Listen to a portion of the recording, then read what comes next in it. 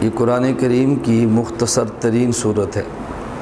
اس صورت میں اللہ رب العزت نے قسم اٹھا کر ایک نہایت اہم مضمون سمجھایا ہے۔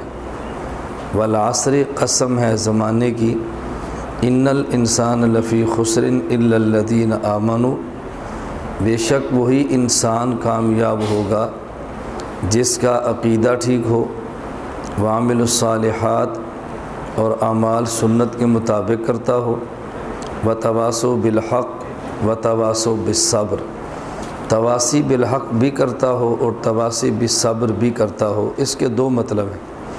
ایک مطلب یہ ہے صحیح عقیدہ اور مسنون عمل کی دعوت بھی دیتا ہو، تواصوا بالحق، اور صحیح عقیدہ اور مسنون عمل کی دعوت میں اگر مشکل آتی ہو تو خندہ پیشانی سے برداشت بھی کرتا ہو، تواصوا بالصبر۔ میں عموماً اپنے طلباء کو اس پر بہت زیادہ زور دیتا ہوں کہ قرآن کریم اور احادیث کا ترجمہ عوامی زبان میں کرنا سیکھیں۔ ہم درسگاہ میں ترجمہ پڑھتے ہیں، لیکن عوامی زبان سے محروم ہونے کی وجہ سے جس طاقت سے بات عوام کے دماغ میں اتارنی چاہیے ہم اتار نہیں سکتے۔ اس لیے میں اس پر زور دیتا ہوں کہ اب ترجمے پر غور کریں۔ قسم ہے زمانے کی، وہی انسان کامیاب ہوگا جس کا عقیدہ ٹھیک ہو، اعمال سنت کے مطابق کرے، صحیح عقیدہ اور مسنون عمل کی دعوت دے، اس دعوت پر مشکل آئے تو خندہ پیشانی سے برداشت کرے۔ آپ اس طرح ترجمہ کریں تو سامع کے دماغ میں آئے گا قرآن کتنا فصیح اور بلیغ ہے۔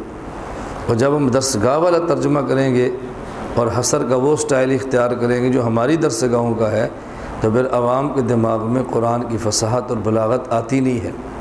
ہم قرآن کریم کی فصاحت اور بلاغت کو اپنے لہجے کی وجہ سے خراب کر بیٹھتے ہیں۔ دوسرا، اس صورت کا ترجمہ کیا ہے؟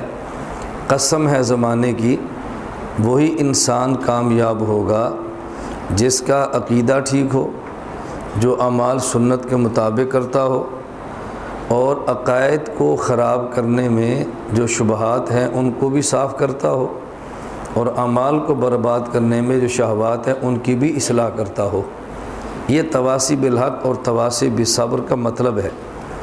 نجات کے لیے بنیادی طور پر دو چیزیں ہیں، نمبر ایک عقیدہ اور نمبر دو عمل۔ یہ بنیاد ہے۔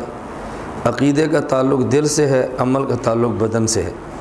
عقائد بھی ٹھیک ہونا ضروری ہے، اعمال بھی ٹھیک ہونا ضروری ہے۔ فرق کیا ہے؟ اگر عقیدہ خراب ہو تو جنت میں دخول نصیب نہیں ہوتا، اور اگر عمل خراب ہو تو جنت میں دخول ہوتا ہے لیکن دیر سے ہوتا ہے۔ اور اگر عقائد ٹھیک ہوں انسان جنت میں جاتا ہے، اور اعمال ٹھیک ہوں تو فوراً جاتا ہے۔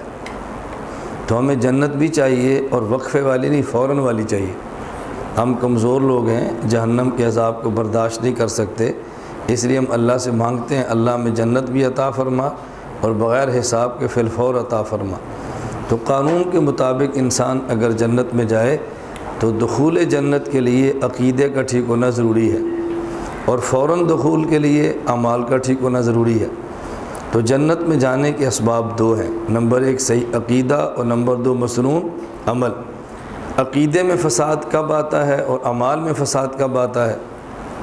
عقائد میں فساد آتا ہے شبہات کی وجہ سے، اور اعمال میں فساد آتا ہے شہوات کی وجہ سے۔ تواصوا بالحق کا معنی یہ ہے کہ شبہات کی اصلاح کریں، اور تواصوا بالصبر کا معنی یہ ہے کہ شہوات کی اصلاح کریں۔